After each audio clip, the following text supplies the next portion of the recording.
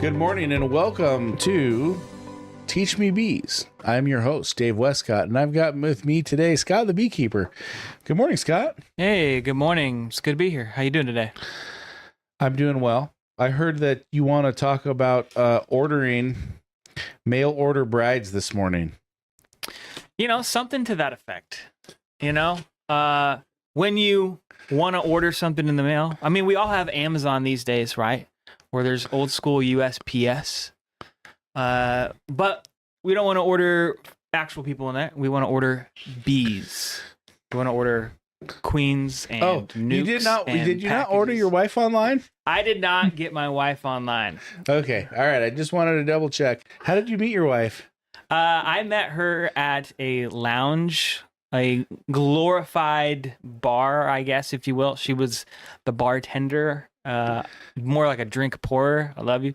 And I would go in there to study and do different stuff because it was attached to a coffee shop.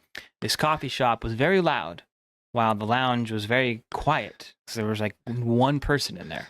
And so I would go in there, get a coffee or get a drink, and so did she not card you or ID you? When do you turn 21? Next week. I've been 21 for a while, folks, and no, she didn't. I don't even remember if she carded me or not. I have no idea. I don't remember that part slipped your mind. That part slipped my mind. She was too focused on the good looks. Was it love at first sight for you? No, she was wearing a mask at the time, so I truly had no idea if she was beautiful or not. I took a chance, and she is. Huh. So, moral of the story: go for it. When you were looking at her through the mask, yes, you could see her eyes. I could. Were her eyes alluring to you? Yeah, and it was a little mysterious with the mask on. I was like, I don't know. That's interesting. You know what I found is that when you see a woman with her face covered, sometimes you can see the most beautiful eyes that you have ever seen. I'm just going to say. Can you say that about Amy? Let's talk about Amy on the show. That's a good thing to talk about. I love Amy. She is just the most wonderful person in the world. AMY, don't get it mixed up. And I think that I love Amy very much. And to me, she is very beautiful. There you go. And to me, it was love at first sight. There you go. I was like, here you go. I was like, come here. Come over here. Come talk to me. Come with me. This is it. You don't need to be with anybody else. Now come with me. How old were you guys when you guys met? We were 20. She was 20. Okay. So the cool thing is that we've been together 20 years. Wow. So longer than you've been alive. Not quite. You're funny. You're funny. Or maybe you were still in diapers. Not in diapers, but in elementary school. Okay, you were in elementary school when we started getting together. Yeah. Listen, man, that was a love at first sight. But, like the bees that we talk about every day, my male hormones are so strong that my male pheromones are so strong that every woman I've ever met has loved me instantly, like a magnet. Yeah, I mean, we're on the show. I can speak freely. Every woman I've ever wanted to be with in my entire life, since I was in high school, I have been with. Never have I. So you're like the queen bee, and all the bees flock to you. Just the women. Well, they are women that flock to you, but in this scenario, you also are a woman, which is not a true thing. They go out on their virgin flight, they mate with the drones, then they come back in, and it's pretty much a woman's club at that point. There's a few drones that are in there, and they just kind of eat and are lazy. And then the queen runs everything. But you can order newbies, and that's what we're going to talk about today. Where's the king bee in all of this? He ain't a thing. He's not a thing. Nope. There's no king bee. So, the thing is that, you want every person that you love to fall in love with you. That's the thing. Want everybody to fall in love with you. So how do you do that?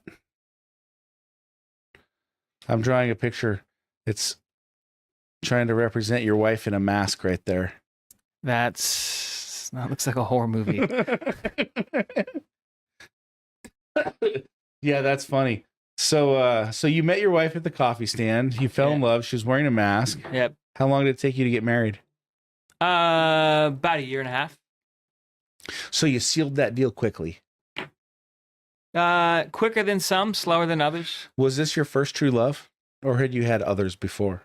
Yeah, I had others that I was very interested in at various points in my life, but this was the first girl that really fell in love with. This was your first love. Absolutely. You didn't have a high school sweetheart? I had some girls that I was interested in, like what high school guy didn't, like I don't know. I had a love of my life in high school. The name that shall not be named on this show.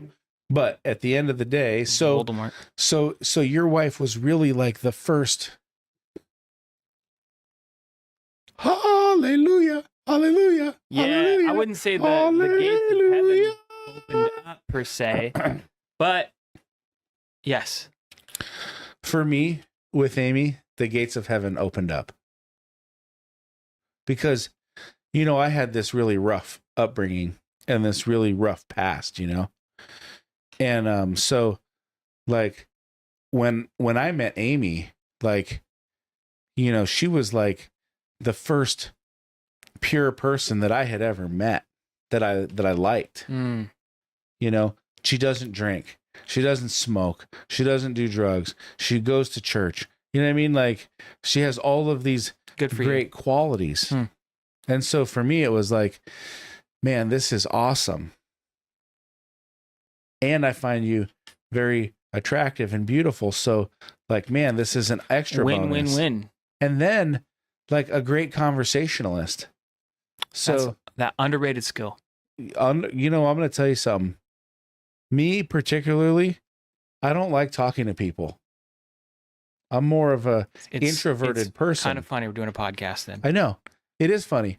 But I'm an introverted person. So like, you and I could be driving to California to deliver some bees. Maybe we've got some nucs or some packages or something like that, some nukes or some packages.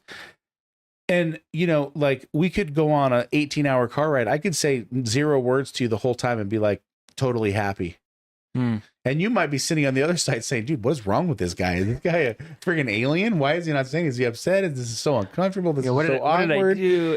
Yeah. And I could just be there like, oh, this is so nice, But the wonderful thing about Amy is, man, she is just such a great conversationalist. She's so intelligent. She's so smart.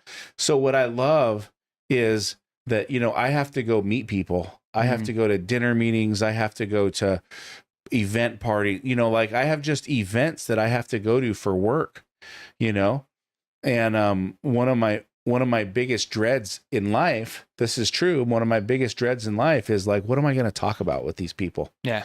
What am I going to talk about? Obviously bees, but bees, we can talk about bees, but that only goes so long, And so like the wonderful thing about her is that when she goes, man, I know she's just going to carry that conversation. She's going to talk about a million different things. She's going to make me look good. She's personable. She's so fun. She's going to laugh and have a good time. And so, you know what? She makes me better because, like she fills the gaps. I think in any marriage, the thing that's really important is like, what are your shortcomings? Because like we all have shortcomings. And so like the most beautiful thing is like when that partner, I believe this, when that partner fills the gaps and fills the holes, and it makes you a better person, but then you're not dependent on one another. Yeah. Like I'm not into the relationship whether on either side where the person says, when are you gonna be home? I thought you're gonna be home at 5. I thought you said you're gonna be off of work. When are you gonna be here? I've been waiting for you for an hour. The show is on. I made dinner. I did this. I did that. Like I am anti all that. Yeah. I don't think on either side of the coin, another spouse should ever be like, dude, you missed dinner. I'm so mad at you. Or, hey, you weren't here. I'm so mad at you. Like back off, like, do your thing, man. Find something to do. I'm busy. You're busy. We'll come together. When we come together, we'll have a great time. Let's not stress on each other about where we're at. Let's not live in this controlled environment.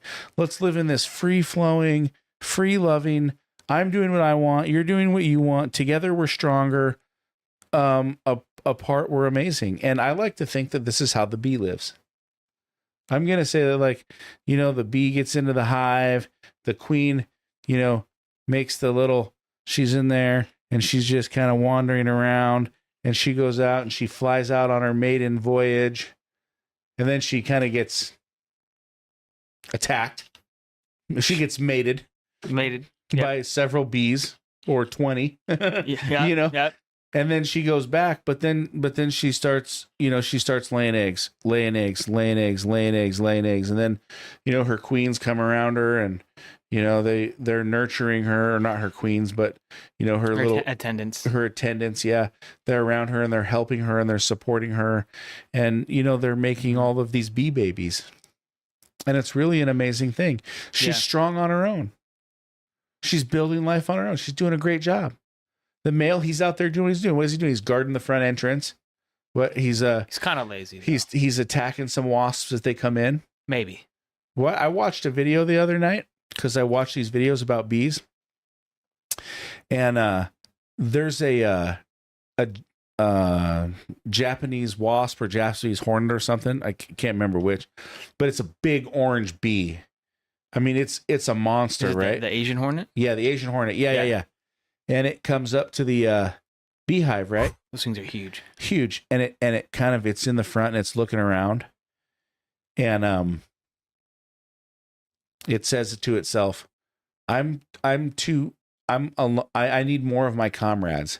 So he actually marks the hive, or she, whatever sex it is, I have no idea, marks the hive with its pheromone. And what that does is that actually attracts other Asian hornets, because, you know, they can mark a thing they want to attack with their pheromone. Interesting. So now 3 of these giant Asian hornets attack the hive. Now, this was a very strong hive. So the males are out there doing, what are they doing? They get around this thing like they just like in clump all 3 of them. Okay. They swarm around. And they just heat this thing up. They're just going crazy. And you know what? They killed all 3 of them. No way. Yes, they did. Wow. And they took some serious casualties, though. And I'll tell you what, in this video that I watched, When Insects Attack was the show. It's pretty cool. I mean, I'm not kidding you. This Asian hornet, like, he would get a bee and just rip his head off, move on. Rip his head off, move on. They were up close in this thing. They can decimate a hive. They can decimate a hive. But you know what? This hive was so strong and so big that it had enough workers to do that. But those were all the male drone bees that were out there to protect the hive. And so what were they doing? They were out there doing their job. They were taking care of the hive. Was the queen bothered? No. Hopefully not. Did the queen even know what was going on? I don't know. Maybe she did. Maybe she sucked up in her hive a little bit, hid a little bit. Yeah. You know, her attendants. But guess what? They're still working on the brood. They're still taking care of their job and so forth. And that's like life. Yeah. And so I think like that's what I love about being married. That's why it's worth it to wait for the special person. Amy and I didn't get married till we were, in our mid to late 30s. We knew each other a long time. We dated a long time, but we never got married because we were like figuring life out. Yeah. How many times people get together and it just doesn't work. Oh, this isn't going to work. Oh, this isn't going to work for me. I'm getting divorced. Okay. Hey, you're not coming home on time. Hey, you missed dinner. I worked so hard making this dinner. I'm going to tell you what. I love you. The dinner tastes the same now, or if we put it back in the oven and heated it up a little bit later. It was still good. I still enjoyed it. And, like, what are we talking about here? And in the age of cell phones, like maybe you're having dinner with. Do you guys have phones at dinner? I try not to. You try not to. Yeah. But you do. I mean, we have them. Yeah. Yeah. Are you ever looking at Instagram when you're on your thing? Sometimes, but we try, if we're together, we try not to be on our phones. Okay. So I go out to eat all the time. And here's one of the things I find. So this is my favorite game to play. Okay. Go out to eat. I don't bring a phone. Tic-tac-toe? I love tic-tac-toe. Only with my children. Okay. So here's the deal. Go out to eat. Go out to a restaurant. Don't take your phone. You don't get to take your phone in. You both have to leave your phone in the car. Okay. Now, you look at the other couples in the restaurant and you have to guess. Are they married? Are they first date? Second date? What are they talking about? You know, sometimes when you're playing this game, you'll find a couple and you'll be like, dude, she is definitely a hooker. Yes, we've seen that happen before. Or is that a daughter? Ooh, we don't want to cross that line. Nope. But it's a really fun game to play. Like, You're people watching. people watching, seeing what's going on. But here's what we find. This is the truth. 90% of people who are at the restaurant are, I mean, I'm not kidding you. They're literally like this on their phones. They're looking at their phones. They break up. They have little conversations. The food comes. They eat their food. They might talk a little bit, and then they're right back on their phones. And if they have kids, you know, the kids are all on their phones. They're sitting around the table. They're sitting around the table at this fancy restaurant or maybe this not so fancy restaurant, but they're not communicating. They're not talking. Yeah. They're not interacting with one another. You know? And I think it's just a sad, pathetic life. That's what I think. I was in New York on the subway a few years ago, and I was on the subway, and I was just looking around in the subway, and I was just enjoying myself sitting on the subway. I love the subway. And you know that I counted 34 people on the subway train? True story. I wrote a LinkedIn, Facebook post about this, and not one of them was not on a phone, had their face buried in a phone. There's all this life around you. There's all these things happening around you. It's like the symphony of life. You know, symphonies are so beautiful. Yeah. I love the symphony. But you know that like life has its own music. The sound of that air conditioner that's behind you in the background. The sound of Ralph moving around in his chair. The clicking of the keys on the typing board. Whatever bug is making a sound in my bag over there. I don't know. Maybe it's my phone ringing. But all of these are the sounds of life. I love it. You go downtown and it's got a different sound, right? There's sirens, there's yelling, there's noise, there's manhole covers. I don't know. There's all sorts of things going on. Yeah. You come out to the country and it's a different sound. It's quiet. There's coyotes, there's crickets. You know, there's Maybe bees. dogs barking, maybe bees buzzing around. Life is a symphony. And that's what I love about bees. That bees, you know, are really, really important to how we live, but they have their own symphony. Italian bees, they're calm. Yep. They're easygoing. Yep. They consume Generally. a lot of food and have long brood laying season. Yep. What about the Russian bee? That's interesting, right? Yeah. Russian bees are tend to be more aggressive. They have smaller brood laying seasons, tend to be a little bit less susceptible to diseases. I don't know if that comes from an aggressiveness or I don't know. I have some Russian friends. They're tough people. I don't know if it's just kind of in the bloodstream of where you're at. I have no idea. There's Cardinalian bees, also very calm bees, maybe even more calmer than the Italians. Carnolian bees, where do they Yep. come from? I believe that they are raised in the Alps. That's where they originate from. I believe. Someone could fact check me on that. But they are tolerant of cold climates, but also a little bit more likely to swarm because they grow quicker. So as a beekeeper, you got to be on top of that and just managing, okay, how fast is this hive growing? Mm-hmm. So when you're thinking of ordering bees, consider the type of bee that you want to order, right? Like these are just a few. There's a lot more. And in Western Washington, there's, you know, maybe a set of 5 bees that are pretty common. Italians, I think, are the most common because they balance calmness with honey production, with growth. It's kind of like a well-balanced bee. But consider the kind of bee that you want in your apiary if you're starting out or if you're wanting to expand. And there's typically 2 ways that we get more bees, at least from ordering. You could do a split that we've talked about before. Yep. But you typically will order either a nuke So a nucleus, just abbreviated nuke, NUC, or a package. Do you know the difference between a nuke and a package? One is spelled NUC and the other is spelled PACKAGE. That's very true. That's very true. But Or I could look at the notes that you've given me. there you go. And I would have the exact answer for you. A nuke is a small box containing 5 frames of bees with a laying queen. Frames have drawn comb with some brood already. Bees are genetically related. That's right. So a nuke, you're getting more or less a mini hive that's hopefully going to expand rather quickly. Did you say essentially a mini hive? Yeah.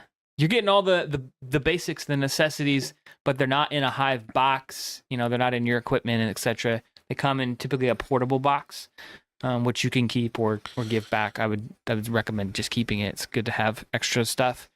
And so that nuke hive will grow quicker than a package. We'll talk about a package here in a second. A nuke hive is something that you're going to want to probably buy locally. They don't do as well shipping as, say, a package would. They are a nuke compared to a package. A nuke is more likely to contain Varroa. It doesn't mean it will, but it's more likely because you're already using drawn out comb. And the combs, generally drone comb, is where Varroa mites like to dwell.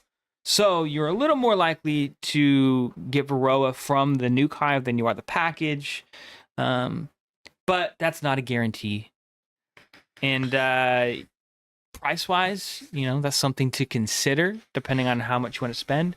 Locally here, I've seen a price range from a nuke to be anywhere from $200 to $250, just depending on your type of bee and where you're getting it. And like I said, they are harder to ship. So you're going to want to probably get it locally. That's a nuke hive. Some people really like getting nuke hives. Others would prefer to get a package. A package kind of comes at like as it sounds, as a package. It's in this square box with mesh wires on the side. There's no drawn out comb, no brood. So you're getting worker bees with a queen. And from there, it's about 3 pounds of bees, which it roughly is about 10,000 bees. 10,000 worker bees in your queen. And they're unfamiliar with each other. Yeah, they don't necessarily know each other. So the queen comes in like a little cage within the box. In that cage, she can be released by the worker bees eating through a portion of the cage that's filled with like marshmallow or something sugary that they'll eat through. So that gives them time to know her pheromones, to acclimate, to be comfortable with her. There's always a chance they don't like her and they kill her. So that's a little bit of a risk with a package. But most likely, they'll acclimate just fine and they'll like her. And a lot of packages that I've come to realize, they get shipped from California if you're on the West Coast. California is a really big beekeeping area, mostly due to almond pollination. And so there are big companies in California that'll ship out packages. So that's something to consider. If you like your bees to be maybe more regionally based from a local supplier that are maybe more acclimated to, like Western Washington, we're very moist weather and temperature. So there's something to consider as you decide what to buy and how to buy it. They're less likely to have Varroa mites because they don't come with comb. So that's something to consider. That's very interesting. Yeah. The comb is where the Varroa is hanging out. That's where it'll be. If it's there, it'll be there. It could always be on the bees, but that's where Varroa likes to expand from. Yeah. So, it's less expensive, more cost effective. Like $125 to $200. However, you don't have that comb that it comes with, so you might want to get your frames elsewhere, and those won't come with it. The main difference that I've heard of, because we ourselves are getting nuke hives, is a package.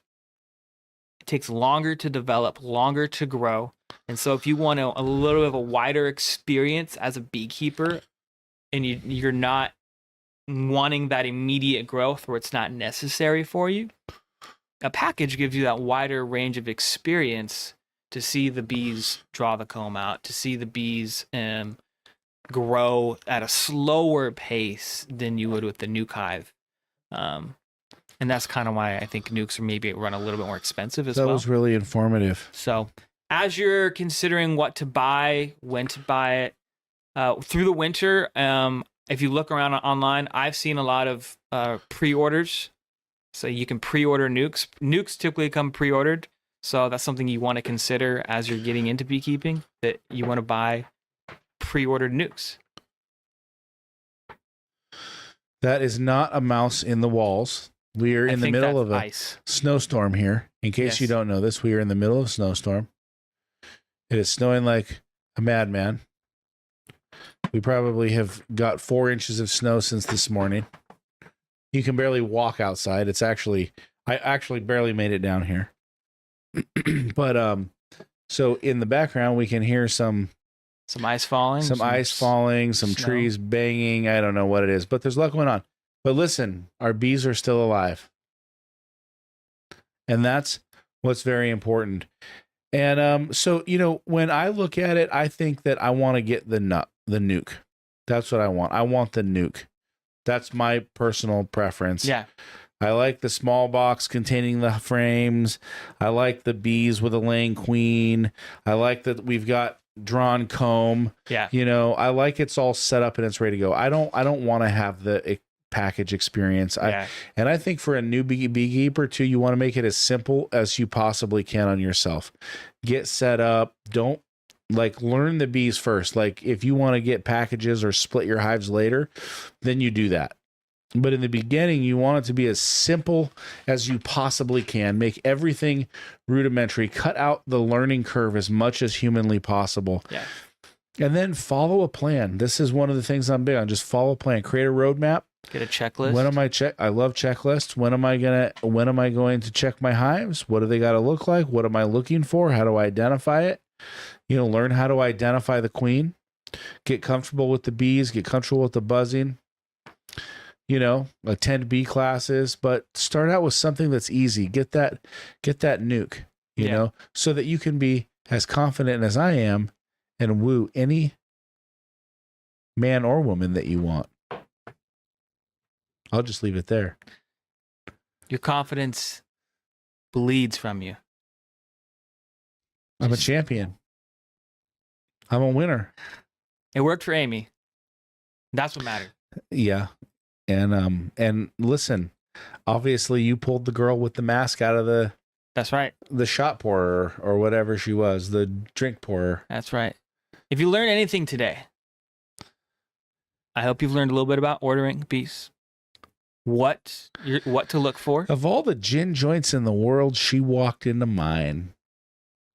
What movie is that from? Hers. I have no idea. That's from Casablanca. Little Humphrey Bogart. This little ice storm out here is getting a little crazy. If you really want to romance, yes, your wife, and then you watch Casablanca. Get a nice bottle of wine. Get some cheeses. We do like some charcuterie. Let's cut up some strawberries.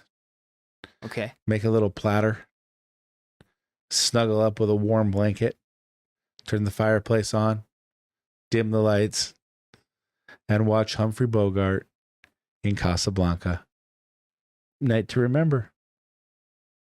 All right. And well, I'll look into that. I don't know what we're going to do about all that. I don't know if we're going to make that happen. But Ralph, I know that you're not on camera. I know that you're not on your speakerphone tonight. But what do you think? Is that a good date night activity, what I just suggested? Really, any classic romantic movie, but Casablanca, man, it's really. It's one of the greatest movies of all time. Here's looking at you, kid. That's right. Well, it's time to land the plane on this show. Thank you guys for joining us on this episode of Teach Me Bees. We're trying to culture you before you turn 21. Thank you so much. I greatly appreciate that. If you have any other movie recommendations, feel free to let us know. Just don't watch The Lion King. Okay, we got haters in the house. Listen, I got a new name for it. We're gonna call it The Lion Queen. Okay, I see what you did there. The queen bee. Thank you guys for joining us on this Teach Me Bees. This has been an awesome episode. Order Listen, some we bees. learned a lot about both of our personal lives, which was a lot of fun because I could talk about that forever. That might be more exciting than the bees. We also learned a lot about bees and actually got through our entire topic on did. bees. Thank you guys for listening. Listen, watching check us this out. episode. Honey for Hope. Check us out. Honey for Hope. That's our bee organization. This is Teach Me Bees. We're live every Thursday. We are here. We are having fun. We'll be back next Thursday. We don't miss. I'm Dave Westcott, your host. Follow me on LinkedIn, Facebook, Instagram, TikTok, everywhere where it's social. Just come and hang out. Follow me. Hope you had fun. If you like this, give us a like, give us a share, and check out Honey for Hope and see what we're doing down there. It's an amazing thing. Say bye to Scott the beekeeper. He needs a back rub and a massage, a little bit of chocolate, and some time with Humphrey Bogart, and he'll be doing all right. Listen, we're bringing this thing in for a landing. Good luck and good night.